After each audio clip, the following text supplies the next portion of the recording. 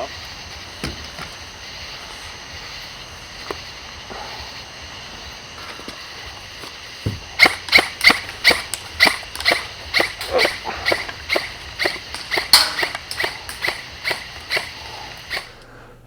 Well, hello and welcome to another episode of Setting Up Your Gear. I'm Stan Foxworthy. Welcome to the Airsoft Charleston YouTube channel. And today we're going to go ahead and set up my VFC Mark 18 that I've kind of customized. We're going to set it up for night games. At our field, we usually go ahead and run night games the weekend, Saturday night prior to the full moon. And with a little bit of luck, this first weekend in August, we'll actually have some decent light from the moon and not cloud cover and rain. So, before we get started, we've got all of our pieces and parts. We always recommend that you run a light of some sort. You don't have to run tracers, but I like running tracers.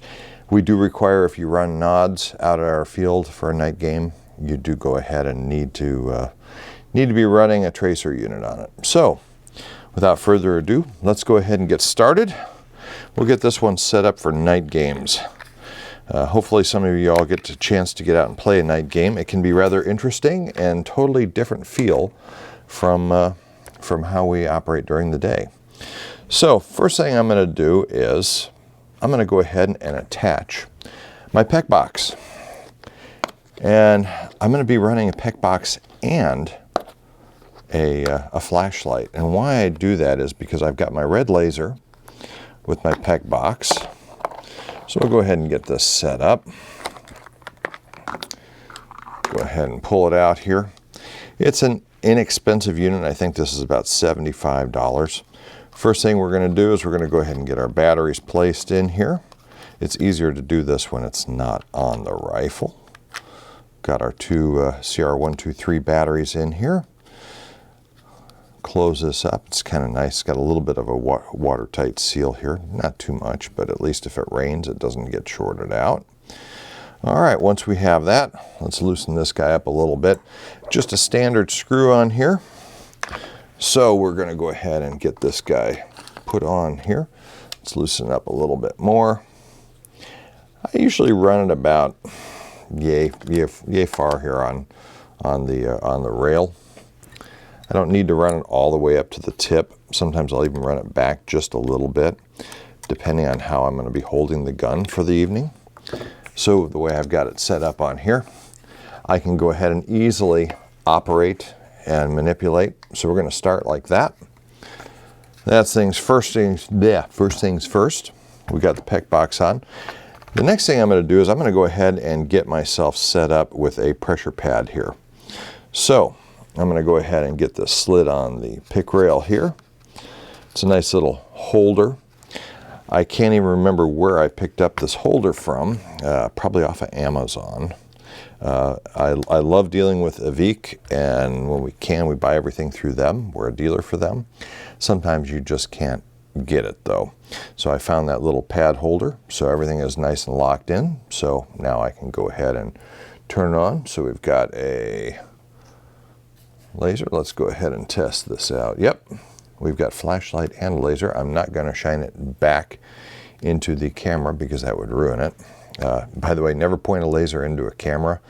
Not good. It will burn a hole in the sensor or make a mess of it at least. All right, so we've got that on. Next thing, we're going to put a flashlight on. One of the things you're going to notice is I use red gels. I cut them into little circles. And on my light, I actually like to run a little red gel on here. Why? Because it goes ahead and makes it not so debilitating at night. I like to make sure I can save my night vision. So let's see if I've got this in right here. Never can remember which way to put these guys in. Testing, testing, testing. Yep, we've got light. So, next place to mount this guy, right up on here. I'll move him further forward on my rail. Sometimes I'll run a pressure switch on here I've got the additional end cap that has the switch. But right now, this is basically how I'm running it. So if I need to, I can go ahead and turn it on from the front. I run that, even though I've got a white light here, I've got my red light here.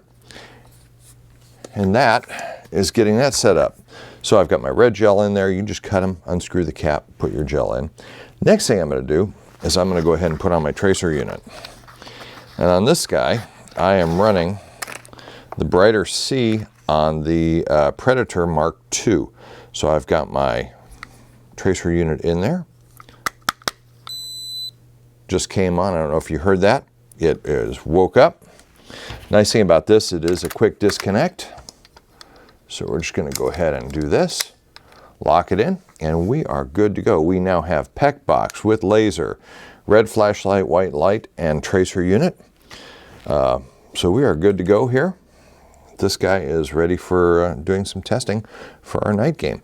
But it's really that simple. You don't have to spend a lot of money on it. You don't have to get a fancy tactical flashlight. You can actually run over to Harbor Freight or someplace and get an inexpensive flashlight and tape it on the barrel. Nothing's stopping you from doing that. You can also do fun little, almost like the Bifrost. So Ace-Tech makes I shouldn't say flash unit, tracer units that actually make a muzzle blast. Found this little guy on AEG from Matrix, and I think they're sold out again. They're so hard to get a hold of. But it actually will operate as a tracer. It'll also simulate muzzle flash, and you can run them both together. Kind of fun, kind of cool. It's only $45 retail, so it's a nice little fit.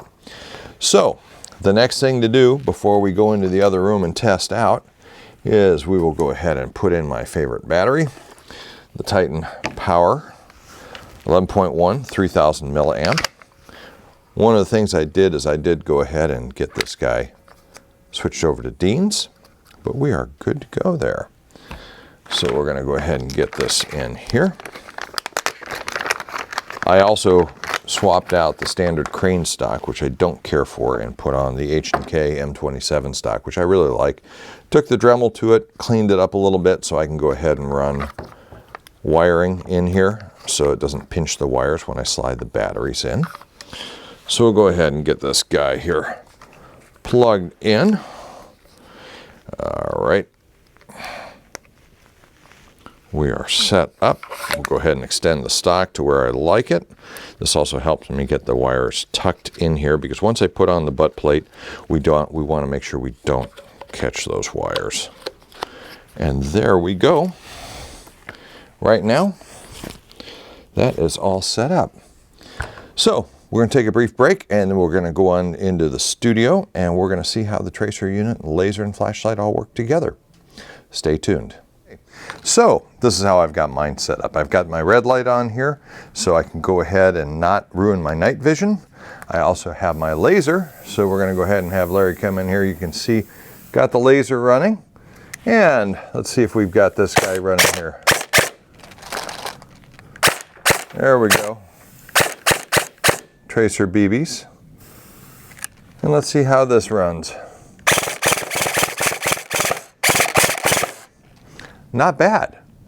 So again, this is how I like running my night setup. If I'm running a plate carrier, I run this in a little bit tighter. And away we go. We have fun with it. Well, now we've seen how it goes ahead and shoots in the studio. A couple other quick things to remember. Bring with some anti-fog. People don't think about this at the time, but usually at night when it's getting cooler, things condense. The heat, sweat, everything else will condense inside your goggles. Make sure you use a good anti-fog. I use this one from Zeiss. There's plenty of them out there. There's all sorts of them out there that you can pick up through your optician. Anyway, ophthalmologist, or you can pick them up at the drugstore. You can pick them up off of AEG, wherever you want to pick them up. But have some of this handy to clean your goggles with and get them to defog. Should help. Also, there's a number of goggles that have fans built into them. Scott, even Matrix has an inexpensive $35 pair that runs off a couple of AAAs. So something like that to think about too for your night games, and have fun. Don't forget to run good quality tracer BBs if you're running a tracer, and have fun out there. Thanks for watching.